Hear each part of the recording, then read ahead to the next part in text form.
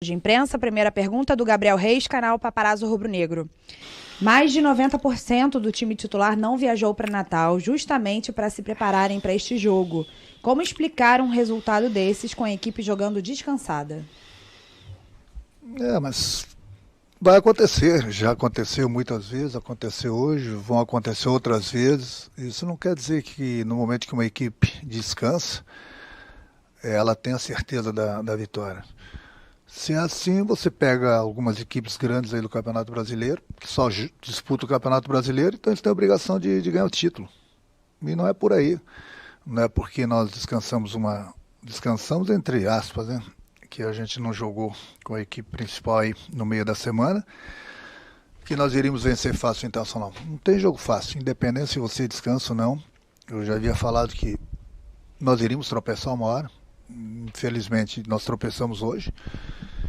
E não tem um time imbatível. Todo mundo vai tropeçar, da mesma forma que o Flamengo lá na frente vai tropeçar de novo. Isso faz parte do futebol. O Flamengo não vai ganhar todos os seus jogos.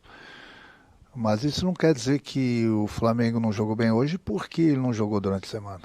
Eu volto a repetir, se fosse assim, o próprio Internacional que se joga uma vez por semana, só disputa o Campeonato Brasileiro, teria a obrigação de ser campeão. Nosso futebol não é assim, não. Monique Danello, TNT Esportes. Renato, boa noite. O Gabriel acabou expulso em um dos muitos lances de irritação do Flamengo com a arbitragem no jogo. Você acha que o time acabou perdendo um pouco a cabeça na partida de hoje? Não, nós não perdemos a cabeça. Os jogadores tiveram até uma certa tranquilidade por tudo aquilo que vinha acontecendo na partida. Mas eu não falo de arbitragem. Eu não gosto de comentar, entendeu? Eu acho que é o trabalho da imprensa, é o trabalho dos comentaristas, entendeu? Tem o VAR lá para isso. A única coisa que eu questionei o árbitro durante a partida e após a partida foi nos dois primeiros gols do Internacional. No lance do Bruno Henrique, que eu vi falta, e no Diego, que eu vi falta também. Mas isso não é desculpa, porque nós tomamos o gol. Só que eu achei que ele deu uma vantagem que o Flamengo não teve vantagem. Só isso. Mas a arbitragem não cabe a mim comentar, eu tenho que cuidar da equipe. Rafael Melo, canal Rafa Melo. Renato, nos primeiros minutos do jogo, o Flamengo foi melhor em campo, mas deixou de finalizar em duas oportunidades claras.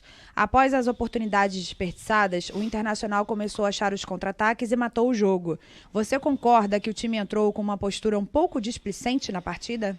Não foi displicente não. Não sabíamos que o Internacional iria jogar por uma bola parada. Iria jogar principalmente no contra-ataque. E foi assim que o Internacional achou seus gols. Todos os gols deles foi no contra-ataque, onde a gente não soube matar a jogada, deu espaço. Nós sabíamos que do jeito que o Flamengo joga poderia acontecer. Infelizmente aconteceu, mas principalmente aquilo que eu falei nos dois primeiros gols do Internacional.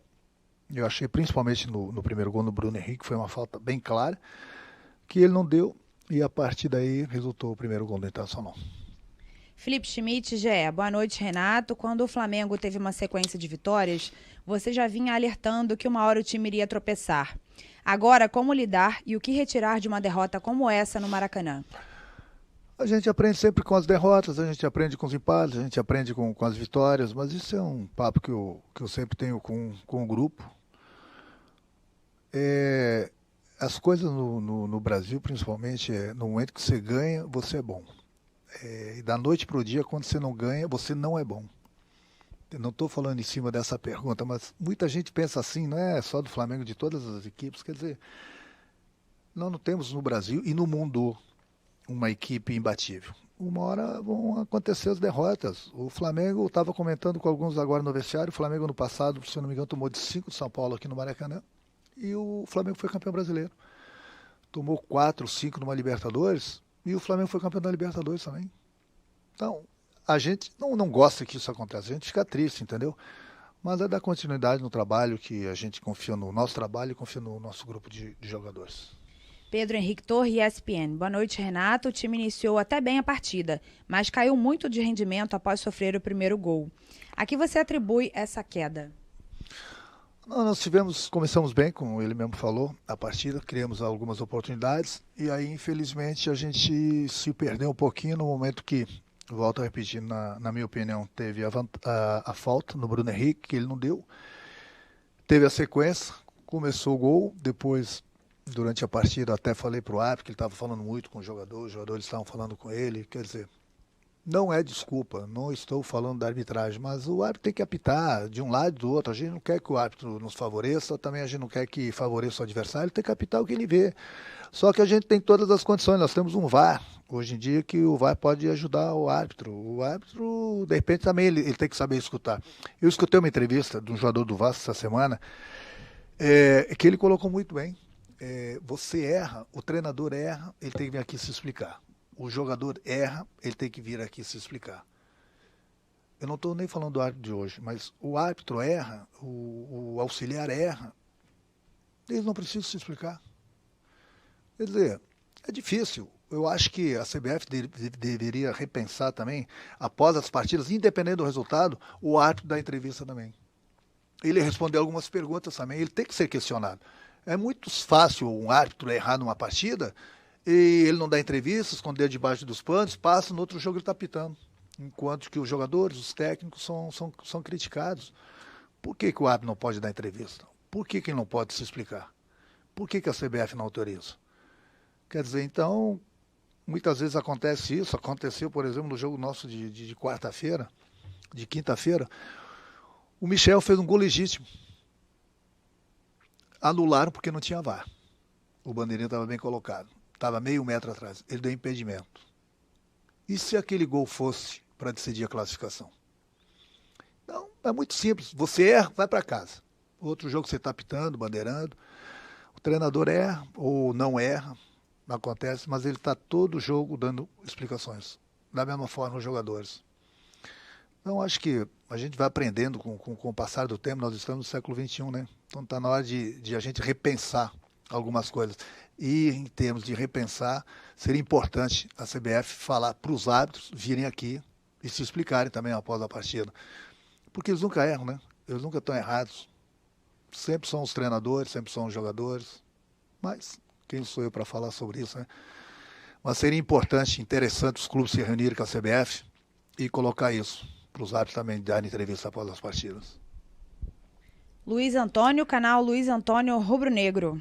Boa noite, Renato. Hoje o Flamengo não teve uma dinâmica de proteção para sua defesa e tomou 3 gols de transição apoiada e 1 de transição direta. Como resolver esse problema para os próximos desafios? Não, a gente tem treinado, o grupo está bem, a gente tem treinado, tem jogado bem, entendeu? Aquilo que eu falei, não é por causa de uma derrota, lá a gente fica triste até pelo placar, pelo que aconteceu. Hoje quase não deu nada certo pra gente, né? E o Internacional soube se aproveitar disso. Mas é continuar o trabalho. Então, até antes dessa partida, todo mundo era jogador de seleção brasileira, o técnico era um dos melhores do Brasil. E agora, não, tudo bem, a gente entende, nada deu certo hoje pra gente, acontece. Pode ter certeza que o Flamengo e quarta-feira é outra competição, é Libertadores e pode ter certeza que vai ser um Flamengo bem diferente do que foi hoje. Wesley Ramon, Portal Urubu Interativo. Renato, o Flamengo vem de 7 vitórias e com goleadas. Hoje é goleado pelo Internacional em casa. Na partida anterior, o Flamengo foi poupado. Você acha que isso pode ter influenciado no ritmo de jogo dos jogadores? Não, não é aquilo que eu falei. Se fosse assim, as equipes que estão disputando, inclusive o Internacional, disputam uma partida por semana só disputa o Campeonato Brasileiro. Teria a obrigação de ganhar o campeonato. E mesmo assim é difícil para quem joga 2, 3 vezes por semana, para quem joga uma vez só. Aconteceu, hoje aquilo que falei, se nós tivéssemos aproveitado as 2, 3 primeiras oportunidades, o jogo seria totalmente diferente. Mas infelizmente nós não aproveitamos, o Internacional soube se aproveitar, jogou no contra-ataque, achou seus gols e venceu a partida. Última pergunta, Mauro Santana, canal do Mauro Santana. Até que ponto o time se deixou levar pelo retrospecto positivo na atuação de hoje? Não, ninguém entrou com salto alto, bem pelo contrário. Uma das coisas que eu mais cobro do meu grupo é isso. Eu sempre falo para eles, olha, quando as equipes enfrentarem o Flamengo, o pessoal vai mudar a tática, o esquema de jogo, alguns jogadores, para que eles saibam das dificuldades que vão encontrar quando jogam contra o Flamengo. Todo mundo vai dar vida contra o Flamengo. Todo mundo. Eu sempre preparo, eu sempre converso com eles sobre esse tipo de assunto. Mas infelizmente aquilo que eu falei, hoje não deu praticamente nada certo pra gente. E ainda assim nós perdemos um jogador no segundo tempo para complicar ainda mais. Mas aquilo que eu falei, a gente aprende com as vitórias e a gente aprende com as derrotas também.